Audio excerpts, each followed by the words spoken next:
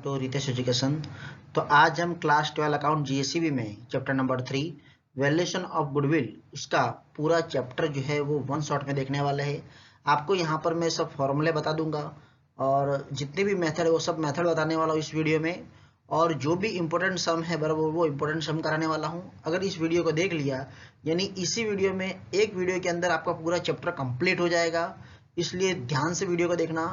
एक बार में इस वीडियो को देखने पर आपको ये पूरा चैप्टर कंप्लीटली आ जाएगा। तो चलो अब शुरू करते हैं। मीनिंग ऑफ गुडविल, चलो गुडविल आखिर में है क्या? तो गुडविल क्या है? In simple word, goodwill is an intangible asset which show the reputation of the firm in the market. यानी गुडविल जो है ना वो इनटेंजिबल एसेट, इनटेंजिबल मतलब जो हमें दिखाई ना देती हो, जिसे हम महसूस कर सकते हो, उसे हम क्या बोलते हैं? इनटेंजिबल बोलते हैं, बराबर, ठीक है। जो बिजनेस की जो रेपुटेशन होती है मार्केट में, बराबर, ठीक है, तो वो क्या है? वो गुडविल है। Okay, goodwill is the value of the reputation of the firm in respect to profit earning over and above the expected profit. Goodwill क्या है? गुडविल ये जो है ना रेपुटेशन ऑफ द फर्म है, बराबर, जो कंपनी या कोई भी बिजनेस जो कितना प्रॉफिट अर्निंग करता है उस पर डिपेंडेबल है। A firm has the goodwill which has capacity to earn more profit than a common firm. It is due to the reputation and specific stable customer and other reason. Value of the goodwill depend on the profit earning capacity of a firm. In short, we can say that goodwill does not exist in those business which earn profit or incur loss. Goodwill is shown balance sheet on the asset side under the head of the non-current asset as intangible asset. Firm के अंदर जो goodwill है, बराबर, ठीक है, वो okay जितना profit कमा रहा है बिजनेस का, वो प्रॉफिट न लॉस कर रहा है वो नहीं है, बल्कि बिजनेस की क्या रेपुटेशन है मार्केट के अंदर, तो रेपुटेशन है ना उसी के अकॉर्डिंग टू जो है वो गुडविल का मेजरमेंट किया जाता है। और गुडविल जो है वो इनटेंजिबल एसेट है जो नॉन करंट एसेट में हम बैलेंस शीट के अंदर एसेट साइड में से दर्शाते हैं। ओके, यानी आपको यहाँ पर गुडविल का मीनिंग पता चल गया। हम इंपॉर्टेंट टर्म जो आपके एग्जाम में पूछे जाते हैं वही। ओके, अब यहाँ पर आपका एक फॉर्मूला है एवरेज प्रॉफिट।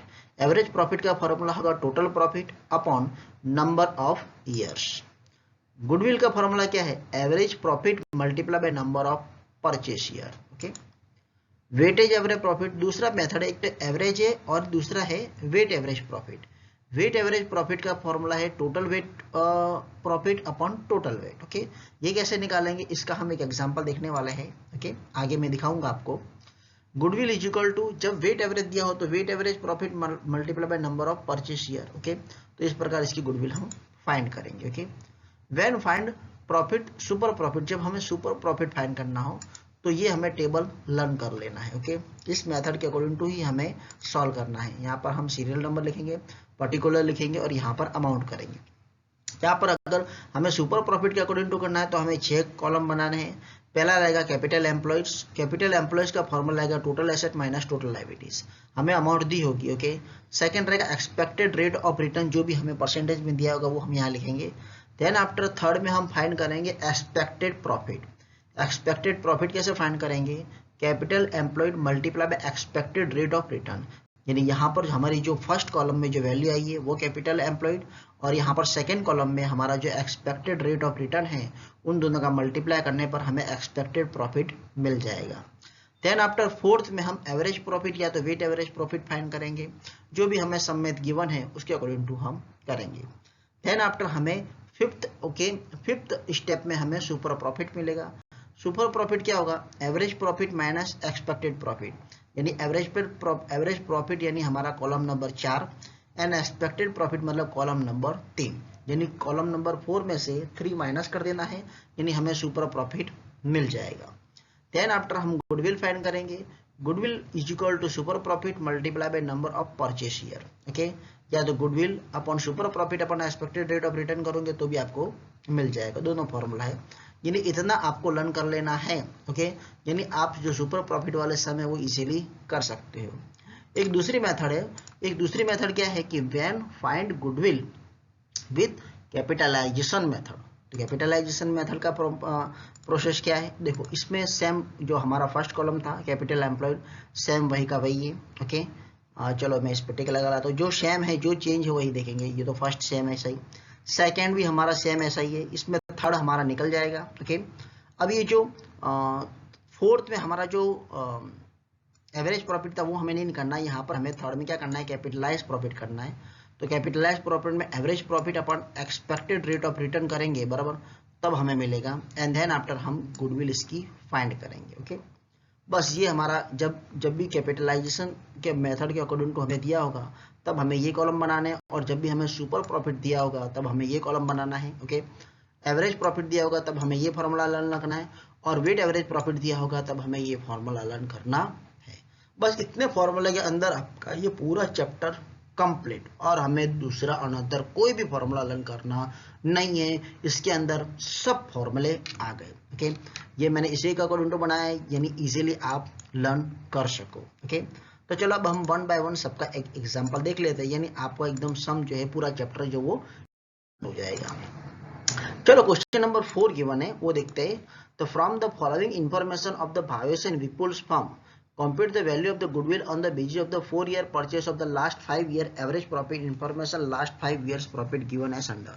यहाँ पर हमें ईयर दिया है, प्रॉफिट दिया है। ओके, यहाँ पर हमें लिखा है कि जो भावेश और विपुल का जो फर्म है उसकी इंफॉर्मेशन गिवन है, और उसके अकॉर्डिंग टू हमें लास्ट जो 5 ईयर का एवरेज प्रॉफिट दिया उस पर 4 ईयर परचेस ईयर के अकॉर्डिंग टू हमें गुडविल फाइंड करनी है। 2011-12 में 1 लाख, 2012-13 में 1,10,000, 2013-14 में 1,80,000, 2014-15 में 2 लाख एंड 2015-16 में 1,50,000 दिया है। ओके, तब हम क्या फाइंड करना है, हमें एवरेज प्रॉफिट करना है। तो एवरेज प्रॉफिट का हमारा फार्मूला होता है total profit upon number of years. तो पहले मैं यहाँ पर टोटल कर देता हूँ। चलो मैंने यहाँ पर टोटल किया, तो इसका टोटल जो आ रहा है वो मेरा 7,40,000 आ रहा है। तो यहाँ पर टोटल प्रॉफिट में मैं कितना लिखूंगा, 7,40,000। नंबर ऑफ परचेज ईयर कितना है, ये 1 2 3 4 एंड 5, यानी 5 ईयर है। यानी मैं 7,40,000 को 5 से डिवाइड करूंगा, यानी इससे अगर मैं इसको 5 से डिवाइड करूंगा यानी मुझे आंसर कितना मिलेगा, 1,48,000 मिलेगा। एवरेज प्रॉफिट फाइंड हो गया, एकदम इजी है। देन आफ्टर हमें क्या फाइंड करना है, गुडविल फाइंड करनी है। तो गुडविल का फॉर्मूला क्या था, जो मैंने इससे पहले बताया था वही। Okay, goodwill is equal to average profit multiply by number of purchase year. तो एवरेज प्रॉफिट हमारा कितना है, देखो यहाँ पर आप देख सकते हो कि हमारा एवरेज प्रॉफिट 1,48,000 है, तो हम यहाँ लिखेंगे 1,48,000, और परचेस ईयर हमें यहाँ पर 4 ईयर्स दिखा है, इसलिए हम यहाँ पर मल्टीप्लाई बाय 4 करेंगे। तो 1,48,000 मल्टीप्लाई बाय 4 करेंगे तब आपका आंसर जो है वो 5,92,000 मिलेगा, और वही हमारा आंसर होगा। ओके, अब हम एक और एग्जांपल देख लेते हैं। Question number 6। Okay, question number 6 में दिया है कि from the following information find out weight average profit. पहले वाले सम में हमने एवरेज प्रॉफिट का देखा था, अब यहाँ पे हम वेट एवरेज प्रॉफिट का सम देखेंगे। यहाँ पर हमें ईयर्स दिखा है और प्रॉफिट दिया है 2013-14, 14-15, 15-16 एंड 16-17, 60,000, 70,000, 90,000 एंड 1,10,000। ओके, अब हमें वेट एवरेज प्रॉफिट फाइंड करना है, तो हम क्या लिखेंगे, years, profit, weight and weight average, 4 column हमें बना देने। ओके, यानी यहाँ पर साल जो है तो पहले हमने फर्स्ट ईयर का लिखा, हमारा 2013-14 है, तो प्रॉफिट यहाँ पर कितना 60,000, तो 60,000 लिखा। अब ये फर्स्ट ईयर है तो इसका वेट हमने 1 दिया, यानी इसका और इसका हम मल्टीप्लाई कर देंगे। इसका वेट, प्रॉफिट एंड वेट का मल्टीप्लाई करोगे तो आपको यहाँ पर कितना मिलेगा, 60,000 मिलेगा।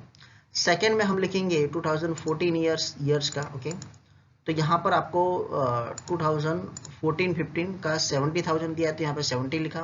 वेट अब हम 2 दे देंगे, यानी 17 2 जा 1,40,000 होगा।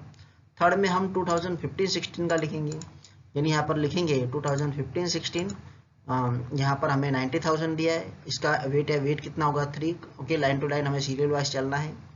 90 मल्टीप्लाई बाय 3 करेंगे तो 2,70,000 मिलेगा।